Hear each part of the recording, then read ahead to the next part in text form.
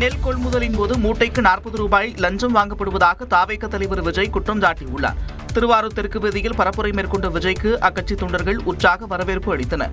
மக்கள் வெள்ளத்திற்கு மத்தியில் பச்சை துண்டு அணிந்து பரப்புரை செய்த விஜய் திமுக அரசை கடுமையாக சாடினார். திருவாரூர் மாவட்டம் தான் அவங்களுடைய சொந்த மாவட்டம்னு பெருமையா சொல்லிக்கிறாங்க.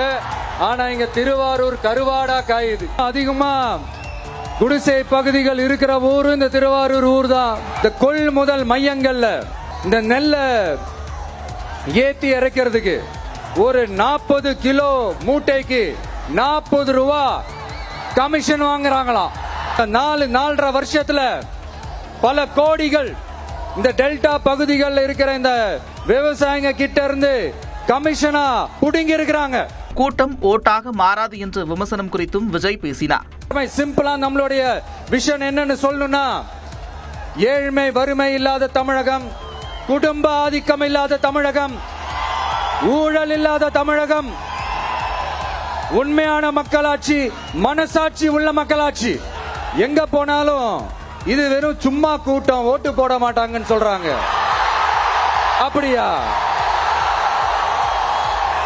இது என்ன சும்மா கூட்டமா? ஓடாத திருவாரூர் தேரை ஓட வைத்ததாக கூறும் திமுகவினர் தமிழகத்தின் வளர்ச்சியை தேருக்கு போடும் கட்டையை போல தடுத்து நிறுத்தி வைத்திருப்பதாகவும் விஜய் குற்றம் சாட்டினார்.